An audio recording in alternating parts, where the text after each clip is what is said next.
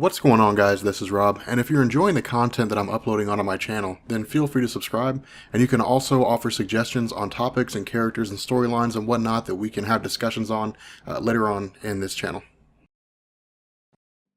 So getting into the Justice League of America one-shot for Caitlin Frost, what I want to do here is I want to wind back for a second and I want to jump back to what amounts to her secret origin, basically. For those of you guys who don't know, DC has a line of comics called Secret Origin. They haven't really done it for DC Rebirth, and I don't think they will. They did it for the New 52, but it basically runs over the origin stories of the various characters. Most of them focus on superheroes, but when it came to supervillains, a lot of this was covered in Forever Evil. Now, we'll get to that here in a second, but for the character of Caitlin Frost, we don't need to go super in-depth here with her origin, largely because of the fact that we're focusing on the Justice League of America Rebirth one-shot, but this will give us a better understanding of what her character was about. So in terms of Caitlin Snow, again, she's basically a new creation for DC. Prior to the New 52, you had a couple different iterations of Killer Frost. She was always kind of a mainstay, but the Caitlin Snow character was kind of this villain turned anti-hero turned good guy, this natural progression of a character over the course of its publication history, and it worked out pretty well for her. But the way things functioned is that Caitlin Snow was just like this extremely intelligent scientist with regards to Star Labs. Of course, Star Labs being an advanced research group that focuses on a myriad of different things, how to understand superpowers. But in this instance, this Star Labs research group in the Arctic is focusing on how to harness perpetual energy, basically creating a situation where there'll be infinite energy for everyone forever. And so, homes won't have to rely on traditional forms of heating and cooling. You'll have cars that won't rely on gasoline, they'll rely on perpetual energy, different things like that. The issue here, and what we find out, is that where Caitlin Snow is able to fix this machine and get it working like it's supposed to, this group is actually bought out by Hive. Now, Hive is like this weird organization that's basically just kind of obsessed with the return of Brainiac. The idea that they're kind of prepping the world for Brainiac's return. They kind of view themselves as heralds of his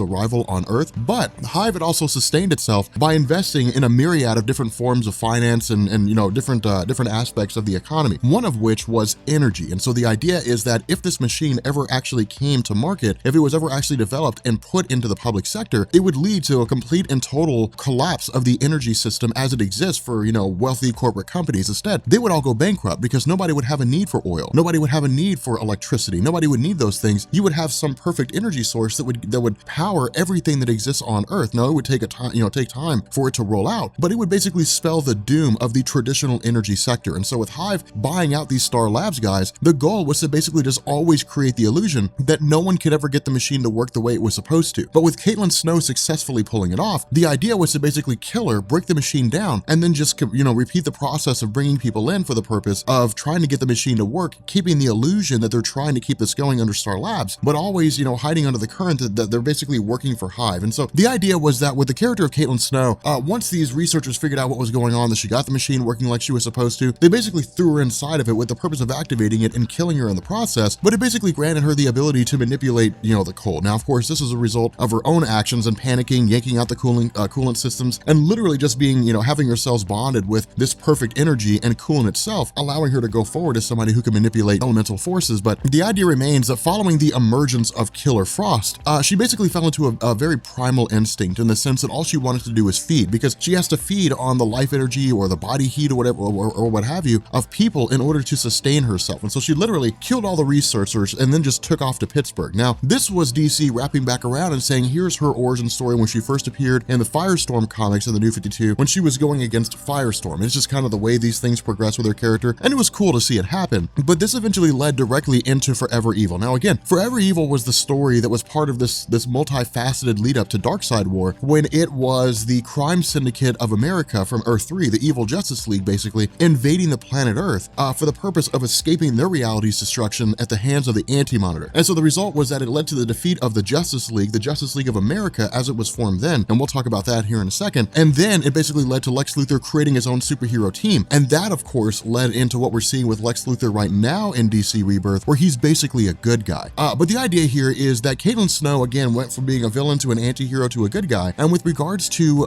Justice League of America Rebirth, this is Caitlin Snow basically becoming a hero. Now, the other thing I want to talk about here is the entire notion of the Justice League of America as it exists. So when the Justice League first popped up in DC Comics back in 1960, it was just called the Justice League of America. That's really what it was. And it ran for about 27 years until Crisis on Infinite Earths, when they canceled it and they replaced it with Justice League International. Now, in terms of Justice League of America as you know it in the New 52, or as you remember it, that's based off Justice League International. What DC had done is they had looked at Justice League International. It was a team led by Batman. It was widely popular just because of the fact that it was filled with people whose comics wouldn't normally sell on their own. And the result was that we got some weird combinations of characters we would normally never see paired up together. But it was cool. There was a lot of bickering, a lot of infighting, a lot of realistic portrayals of how these personalities mix and mash when they're thrown into unfamiliar situations. But by the time 1998 came around, fans were hankering for a return of the traditional Justice League. And so what we got was Justice League of America by Grant Morrison, JLA. That was the regular Justice League. Now, this continued on until the New 52, and here's what DC did. When the New 52 launched, because it was designed to be a line-wide reboot, the traditional Justice League of America roster, Batman, Wonder Woman, the roster that you think of, was wiped away, and the title was simply called Justice League. At that point, we got Justice League International for the New 52, and it was a New 52 reimagining of the team that we saw post-Crisis with Batman and Guy Gardner and all those guys. But eventually that title was canceled, and it was rolled over into the publication Justice League of America. And that's why we had those two titles running at the same time. You had Justice League, which was the main DC creme de la creme superheroes, and then you had Justice League of America, which was everybody else, the small-time guys. But they fought their own villains, they had their own schemes, they had their own structures. You had Justice League Dark, which was like the whole supernatural side, Constantine, all those folks. But it was a cool line of comics because it gave us a line of stories with characters that we wouldn't normally see. Now, of course, eventually Justice League of America was canceled, and it was just Justice League itself, and that's really all we had. What Rebirth does is it gives us back Justice League of America, but what it does is it basically takes the premise of JLA as it was formed by Batman post-Crisis on Infinite Earths, and it rolls it over into DC Rebirth while serving the same function that the team served during New 52. So it's a really cool combination of these two aspects, and that's why Rebirth is kind of a mishmash of what worked between the New 52 and the pre-New 52 continuities in DC Comics. I hope I haven't lost you there, but if I have, things get a whole lot simpler now. So when it comes to the character of Killer Frost, again, after Justice League versus Suicide Squad, it was DC sitting down and saying she's trying to be a good guy. I mean, she was shanghaied into Suicide Squad for crimes that she had committed. The idea was that as part of Suicide Squad, as she had carried out her missions effectively, time would be cut off of her prison sentence. But during the entire event, Batman had come to realize that Killer Frost was basically a good guy, especially when she essentially saved the life of everybody at the end of the story. And so because of that, Batman went to Amanda Waller and said, hey, look, your Suicide Squad has some good folks in it. They can be used for better purposes than going out on suicidal missions for any number of reasons. And so the goal of Batman was to allow Killer Frost to basically serve her sentence to a degree, but intervene, have paperwork filed that would have her removed from the Suicide Squad team and thrown onto the Justice League of America team as it was reformed by Batman. The funny thing about this is that, again, this is really Steve Orlando showing us Amanda Waller in her most basic, in the sense that Amanda Waller is controlling. She's manipulative. In her mind, she's like, look, Killer Frost, like, I know you're a killer, like you're a murderer, you're a criminal. It's only a matter of time before you prove me right. And she's like, if I let you out of here, you're going to go on and you're going to be a bad guy, and it's going to result in the deaths of maybe some heroes, certainly some civilians, and then suddenly everything that you've worked for is going to come crashing down. Now, keep in mind, this is not Amanda Waller being altruistic. All right, this is not Amanda Waller doing the right thing for the sake of it being the right thing. No.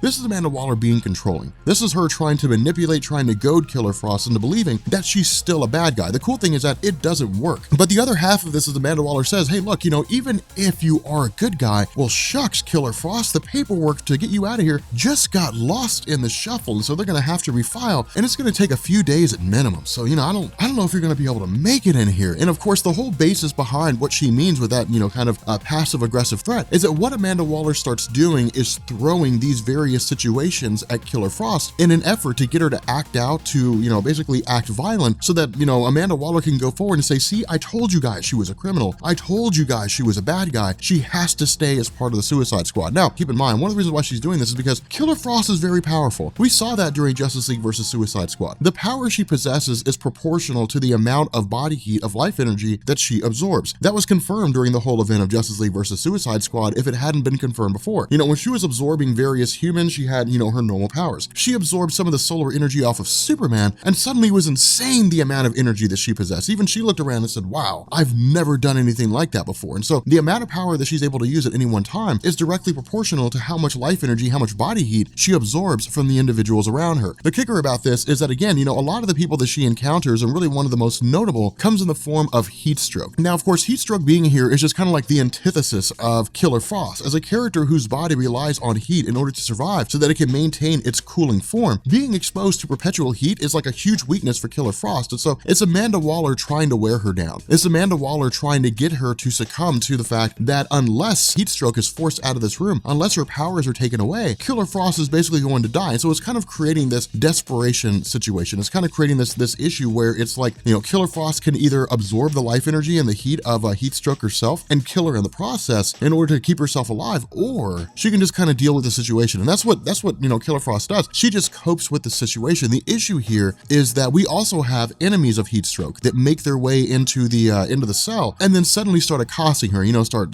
tormenting her, beating her up, that kind of thing. And Killer Frost, the initial idea is Amanda Waller's like, hey, look, the only option Killer Frost is going to have is that if she's a good guy, she's going to have to take these guys out. But if she is a good guy and she does take these guys out, then yet again, I can point to the idea that she's a bad guy, because no one's going to know the truth of the situation except for Amanda Waller. People are going to believe her. And so if Amanda Waller comes out and says, hey guys, look what Killer Frost did, see, she's a bad guy, well, it destroys any credibility that Killer Frost has. And so because of this, you know, Caitlyn just kind of grins and bears it for a time, but eventually she just sort of lashes out and pins these guys up against a wall. And so instead of killing them, instead of absorbing their energy resulting in their deaths, instead, she just holds them in place. And so it's basically the idea that both Heatstroke and Killer Frost can say, hey, look, here's what was going on. Here's why they're pinned to the wall. They shouldn't have even been in here in the first place. Well, then she hasn't done anything wrong. You know, she's basically pointed to the idea that, you know, Amanda Waller put us here. Now, of course, with Amanda Waller being the warden, holding the keys, you know, being the one running the show, well, who's anybody going to tell? I mean, they're not going to go over Amanda Waller's head, because to do that would be to incur the wrath of Waller, and that'd be a foolish thing to do. And so because of this, Waller says, look, it's only a matter of time. Like, you're getting out of here, we're pulling the bomb out of your head, you're going to be fine, but it's only a matter of time before you become a bad guy. The tests never end. I'll be watching you constantly, and the first mistake you make, the first slip up, the first innocent that gets hurt under your watch, the first time that you deviate away, that you absorb somebody's energy, the first time any of this happens, I'm going to be there to catch you. I'm going to be there to find you. I'm going to be there to be the one that's going to end up stripping you of your freedom and bringing you back to the Suicide Squad. Not only that, we actually find out that what Killer Frost has been doing is keeping her powers in check. And this is actually genius. When Batman says, is your hunger under control? She says yes. What she's been doing is walking around and touching various people and drawing out minuscule forms of heat. Instead of drawing out a whole bunch of energy from a singular person, she's going around and drawing heat from 5 or 6 or 7 different people at a time. And it's a genius way to do things,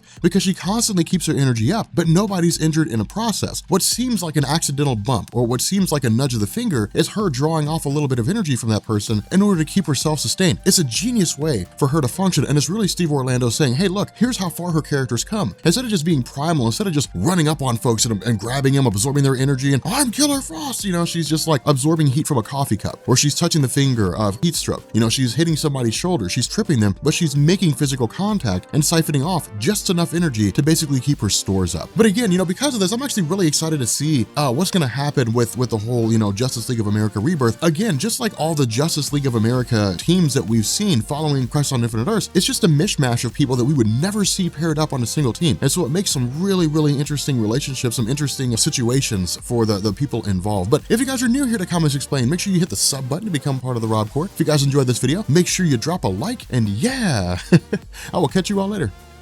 Peace.